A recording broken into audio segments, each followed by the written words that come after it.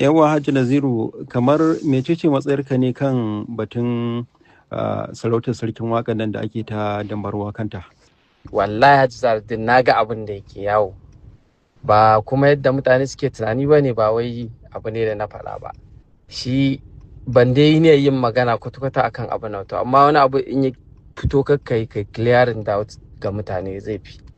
Kamar da abokina ne ya kira ni ya tambaya, inda ya saki hirar duka maybe mutane za su fi gane menene. Na ɗaya kenan. Na biyu kuma da ka tambayi matsayata akan wannan sarauta, na ce ma Alhaji abu ne mai kyau. Ka zai ta sarauta mai ita shi yake sa ta girma ko ta daraja. Yawwa ya danganta da bakinka da shigarka da nutsuwarka da iliminka, to su za ka auna sai ka girmama sarautarka. Amma wannan abu na tabbatar ni dai har zuciyata baya abin da nake ji illa in taya shi murna, kamar yadda da aka yi mun sun taya ni murna ya zo, to ni me yasa? Wallahi ina tabbatar maka ba abin da muke ji in ba mu ƙara masa fatan alheri ba.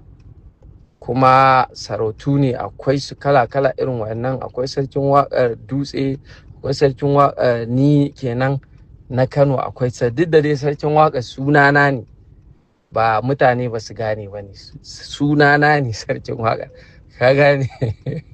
To amma wallahi abu ne mai kyau ya yi amfani da ilimi.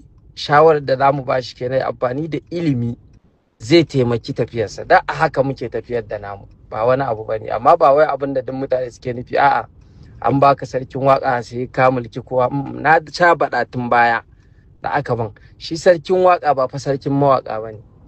Sarkin waka kamar wata karramawa ce, girmamawa ce da masarauta take maka.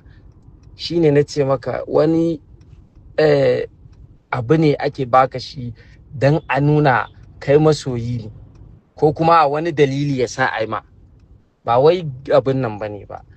Muna masa fatan alheri, kuma Allah ya taya riko duk wani alherin da yake cikinta, mu dukan Allah ya jawo mu ciki. Yawwa abin da yake ciki na sharri kuma Allah ya kawo mana da shi.